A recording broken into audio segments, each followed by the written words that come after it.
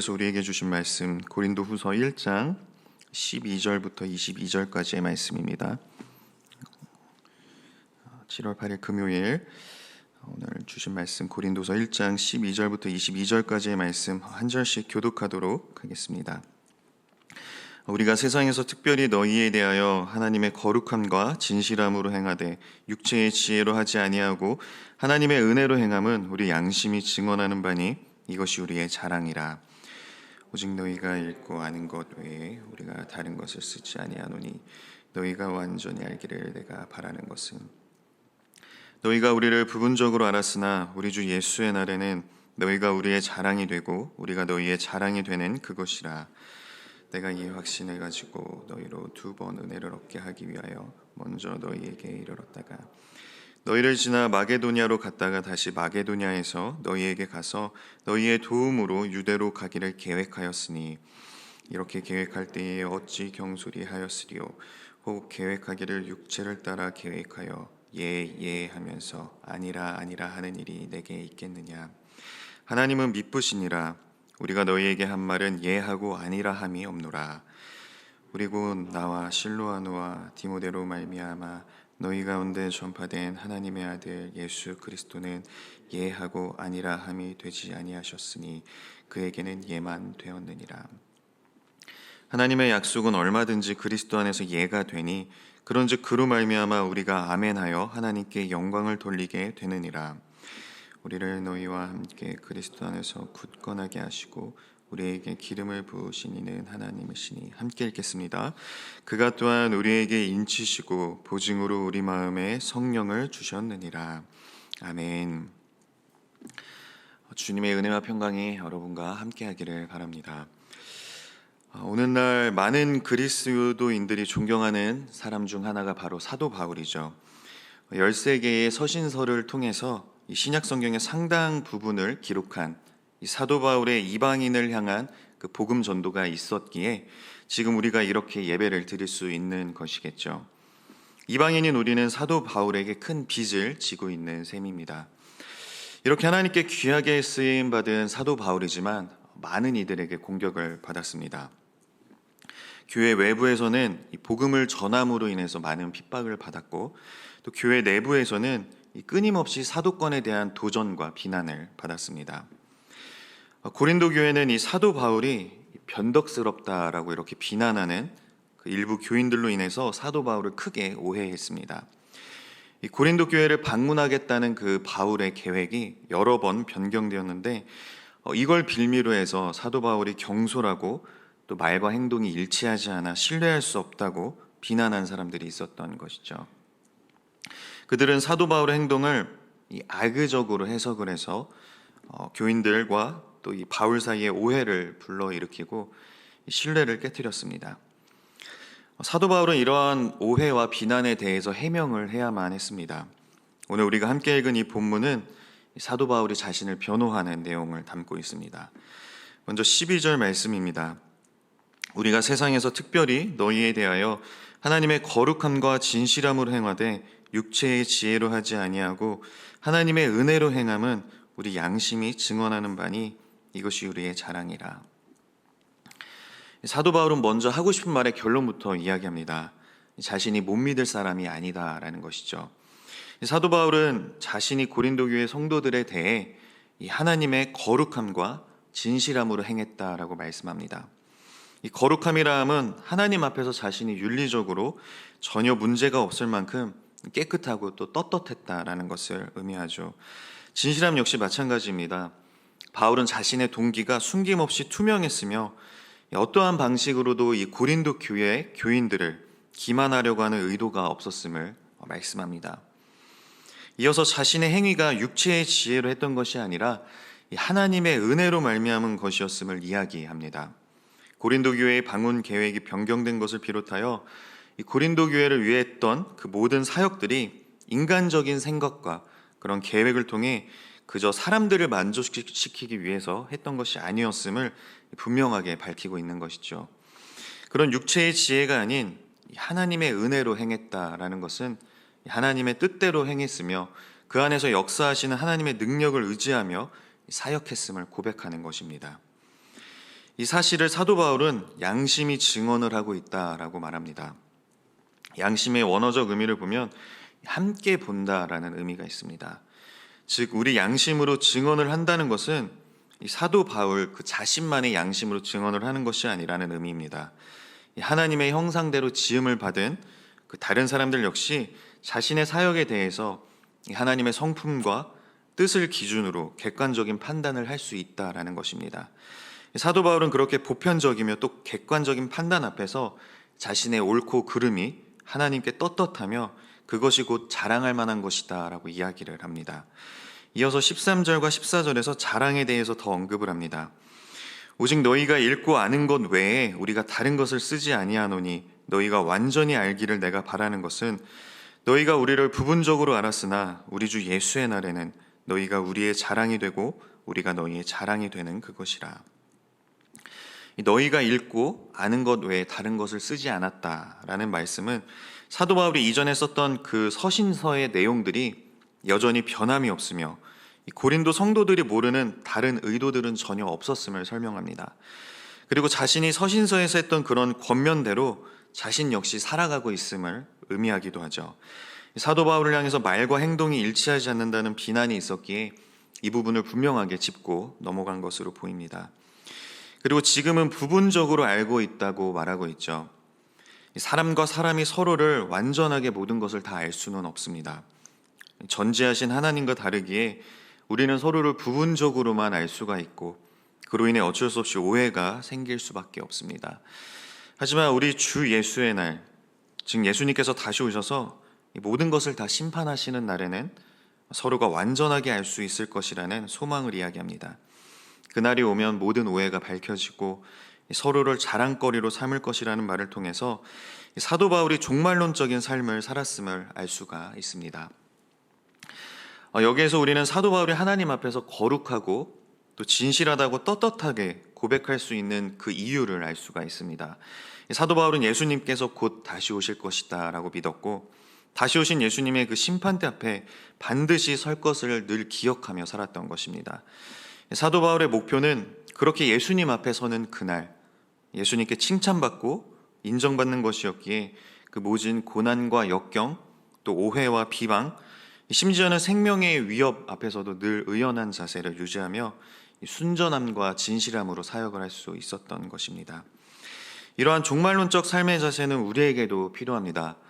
많은 그리스도인들이 예수님께서 다시 오신다는 그 사실을 망각한 채 마치 이 땅에서 천년 만년 살 것처럼 살아가고 있습니다. 조금이라도 더 갖기 위해서 애를 쓰며 살아갑니다.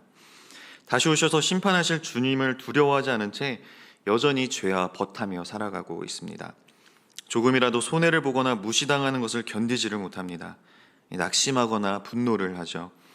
이 억울한 마음에 내 편을 들어줄 사람들을 찾아 함께 상대방을 비난하고 또 공격을 하기도 합니다. 하지만 예수님께서 곧 오셔서 모든 것을 다 심판하실 것이다 라는 사실을 기억하고 있다면 이야기는 달라집니다. 예수님이 다시 오시면 다 부질 없어질 돈, 명예, 권력들에 관심이 없어집니다. 조금이라도 더 갖기 위해서 아등바등 살지 않죠. 곧 다시 오셔서 심판하실 주님이 두려워 더욱더 거룩하고 진실하게 살아가기 위해 노력을 하게 됩니다. 조금 손해를 보거나 또 오해를 받고 무시를 당해도 곧 오실 주님께서 다 아시고 위로해 주실 것이니 사도 바울처럼 의연하게 대처를 할 수가 있습니다. 사도 바울은 고린도 교회의 지도자로서 성도들을 위해 수고와 헌신을 아끼지 않았습니다. 그런데 그런 성도들이 자신의 사도직에 의구심을 품고 비난을 하니 얼마나 마음이 아프고 상처가 되었을까요? 하지만 사도 바울은 결코 감정적으로 이 문제를 해결하려고 하지 않았습니다. 이 교인들의 입장에 서서 그들이 납득하기를 기대하며 이 온유한 태도로 자신의 동기를 해명했습니다. 그 내용이 오늘 본문 15절부터 이어집니다. 내가 이 확신을 가지고 너희로 2번 은혜를 얻게 하기 위하여 먼저 너희에게 이르렀다가 너희를 지나 마게도냐로 갔다가 다시 마게도냐에서 너희에게 가서 너희의 도움으로 유대로 가기를 계획하였으니 이렇게 계획할 때에 어찌 경솔히 하였으리요 혹 계획하기를 육체를 따라 계획하여 예 하면서 아니라 하는 일이 내게 있겠느냐. 사도 바울은 원래 고린도 교회를 2번 방문할 계획을 세웠었습니다. 먼저 고린도를 방문하고 그 다음 북쪽의 마게도냐를 갔다가 그곳에서 다시 고린도로 돌아올 계획을 갖고 있었습니다. 그래서 두 번의 은혜를 얻게 하려고 했다고 말씀하는 것이죠. 하지만 그 계획대로 일정이 진행되지가 않았습니다. 그래서 일부 고린도 교회 성도들은 사도 바울이 경솔하게 행동한다라고 비난을 했습니다. 이에 대해 사도 바울은 자신이 결코 경솔하거나 변덕스럽게 계획을 세우고 변경한 것이 아님을 이야기를 합니다. 육체를 따라, 즉 죄된 인간의 본성과 이기심에 따라 했다가 다시 아니 했던 것이 결단코 아니라는 것이죠. 자기 중심적인 사람, 또 육체를 따라 본능과 이기심에 충실한 사람은 원래 계획을 했다 할지라도 자신에게 조금이라도 불리해지면 손바닥을 뒤집듯이 말과 행동을 바꿉니다. 하지만 사도 바울의 여행 계획은 자신의 유익을 위해서 변경했던 것이 아니었습니다. 사도 바울은 하나님의 뜻에 순종함으로 행했고 자신의 유익보다는 늘 성도의 유익을 고려했습니다. 사도 바울 입장에서는 내가 이렇게까지 해야 하나 하는 생각이 들 수도 있었을 겁니다. 구차하게 이런 일들까지 일일이 다 해명을 해야 하는 것인지 회의감이 들었을 수도 있었을 것입니다. 하지만 성도들을 향한 원망과 분노의 감정을 내려놓고 온유함과 겸손함으로 일일이 설명을 한 사도 바울의 모습을 통해서 그의 성숙함을 엿볼 수가 있습니다. 어떻게든 오해를 풀고 틀어져 버린 성도들과의 관계 회복을 원하는 모습에서 성도들을 향한 사도 바울의 그 사랑이 느껴지기도 합니다. 사도 바울이 자신을 비난하는 그 성도들에게 느꼈을 그 배신감과 실망감을 떨쳐버리고 진심을 담아서 성도들에게 설명을 할 수 있었던 것은 하나님께서 자신을 향한 그런 오해와 또 비난을 거두어 주실 것이라는 확신이 있었기 때문입니다. 사람은 어쩔 수 없이 겉으로 드러나는 모습만 보고 오해를 할 수 있지만 하나님은 사람의 중심, 즉 깊은 마음속을 보실 수 있는 분이시기에 반드시 이 문제를 해결해 주실 것이다라는 그런 믿음이 있었던 것이죠. 이 시선을 자신을 비난하는 상대방에게서 거두고 하나님을 바라본 것입니다. 그 사실을 이어지는 18절 말씀부터 사도 바울이 하나님을 묵상하는 모습을 통해서 알 수가 있습니다. 하나님은 미쁘시니라. 우리가 너희에게 한 말은 예하고 아니라 함이 없노라. 우리 곧 나와 실로아노와 디모데로 말미암아 너희 가운데 전파된 하나님의 아들 예수 그리스도는 예하고 아니라 함이 되지 아니하셨으니 그에게는 예만 되었느니라. 하나님의 약속은 얼마든지 그리스도 안에서 예가 되니 그런즉 그로 말미암아 우리가 아멘하여 하나님께 영광을 돌리게 되느니라. 이 미쁘시다로 번역된 이 헬라어 피스토스는 신뢰할 만한, 또 충실한, 확실한, 의지할 수 있는 이란 뜻을 갖고 있습니다. 사도 바울은 하나님께서 얼마나 신실하신 분이신지를 말씀합니다. 하나님의 신실하심은 하나님의 그 모든 약속이 예수 그리스도를 통해서 성취된 점에서 분명하게 드러납니다. 따라서 아무리 사도 바울을 비난하는 자들이라 할지라도 하나님께서 신실하신 분이다라는 그 사실은 부정할 수가 없는 것이죠. 사도 바울은 그들에게 인간 바울을 보지 말고 인간 바울이 섬기고 따르고 있는 하나님을 바라보라고 권면하고 있는 것입니다. 자신이 그렇게 하고 있는 것처럼 말이죠. 그러면서 사도 바울은 예수 그리스도께서 예만 되셨다라고 말씀합니다. 하나님을 향한 예수 그리스도의 그 신실하신 성품과 십자가에서 보여주신 그 완전하신 순종, 이 언약의 성취가 곧 예수님이 예만 되신다는 그 사실을 증명합니다. 참 하나님이시자 참 인간이신 예수님께서도 하나님과 마찬가지로 변덕스러움과 이중성이 없음을 사도 바울은 변증하고 있는 것입니다. 그리고 그러한 하나님의 신실하심과 예수 그리스도의 그 복음을 향한 진실함을 바탕으로 그 모든 사실을 믿고 받아들인다는 고백인 그 아멘으로 화답을 한다면 예수 그리스도와 연합하게 된 우리 역시 신실함과 또 진실함, 거룩함을 바탕으로 하나님께 영광을 올려드릴 수 있게 됩니다. 그렇게 사도 바울은 자신의 사역이 신실하고 정직했음을 고린도 교회 성도들에게 호소합니다. 사도 바울의 이 호소를 통해 우리 역시 그리스도인으로서 신실하며 또 정직하고 거룩할 수 있음을 알 수가 있습니다. 하나님께서 우리에게 보내주신 그 성령을 힘입어서 말입니다. 예수 그리스도의 복음을 믿음으로 받아들이고 아멘으로 화답을 할 때 하나님께서 우리에게 기름을 부으시고 또 인치시며 보증으로 성령을 주십니다. 오늘 본문 21절과 22절입니다. 우리를 너희와 함께 그리스도 안에서 굳건하게 하시고 우리에게 기름을 부으신 이는 하나님이시니 그가 또한 우리에게 인치시고 보증으로 우리 마음에 성령을 주셨느니라. 하나님께서는 그 초대교회의 고린도 성도들 뿐만이 아니라 현재를 살아가고 있는 오늘날의 모든 성도에게도 그 약속 성취의 보증으로 성령을 허락하셨습니다. 이 보증이라는 표현은 곧 구입을 완료하겠다는 그런 약속의 증거로 지불된 그런 계약금을 가리키는 재정적인 표현입니다. 성령께서 마지막 때의 모든 성도들의 구속을 최종 완료하시겠다라는 그런 보증으로 임하신다는 사실은 우리에게 마지막 날을 기대하는 소망이 되며 또한 미래에 임할 그런 충만함에 대한 맛보기가 됩니다. 한편 하나님께서 우리에게 인을 치셨다는 것은 세 가지 의미가 있습니다. 보통 인을 치는 경우는 그 내용물을 보호하는 경우입니다. 누군가 중간에 뜯어보지 못하도록 하는 것이죠. 하나님께서 우리를 그렇게 인치셨다라는 것은 우리를 마지막 날까지 끝까지 보호하신다는 것을 의미합니다. 또 인을 칠 때 밀랍을 붓고 그 자신을 상징하는 그 문양을 찍음으로써 자신의 소유임을 분명하게 했습니다. 하나님께서 우리를 인치시는 건 역시 마찬가지입니다. 우리가 하나님의 그 소유됨을 증명하는 것입니다.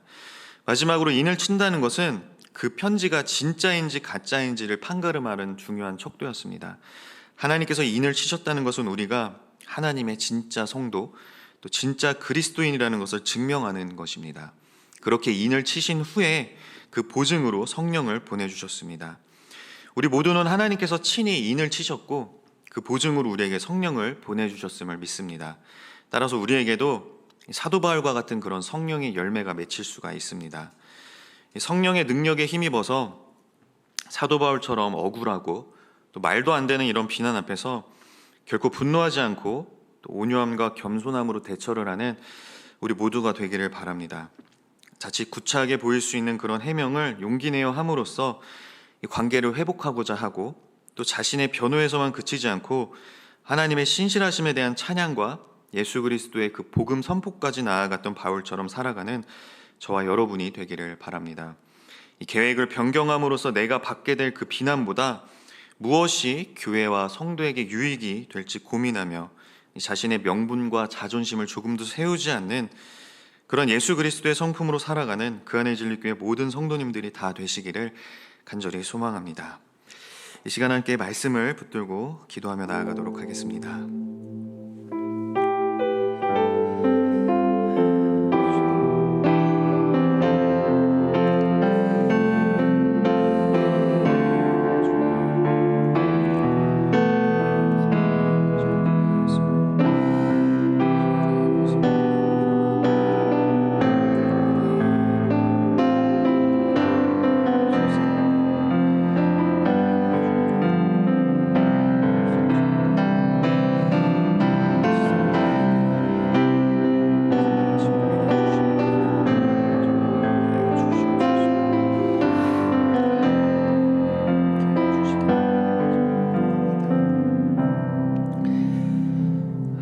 신실하신 하나님 아버지, 사도 바울의 편지를 통하여서 저희가 오해와 그런 비난 앞에서 어떤 모습을 보여야 할지 다시금 깨닫게 하시니 감사합니다. 때로는 너무 억울하고 또 아무도 몰라주는 것 같아 속상하기도 하지만 모든 것을 다 아시고 위로해 주시는 하나님을 바라보며 새 힘을 얻는 저희 모두가 되게 하여 주시옵소서. 이 원망과 분노에 휩싸여서 감정적으로 대처하지 않게 하시고 또 온유함과 겸손함으로 덕을 세우는 저희 모두가 되길 원합니다. 사람을 두려워하지 않게 하시고 오직 하나님만을 두려워하게 하시고 명분과 또 자존심보다는 교회와 공동체를 더욱 위할 수 있도록 인도하여 주시옵소서. 늘 선하시고 신실하신 하나님의 뜻에 예로 응답하는 순종하는 참된 제자, 참된 그리스도인이 되게 하여 주시옵소서. 예수님의 이름으로 기도하옵나이다. 아멘.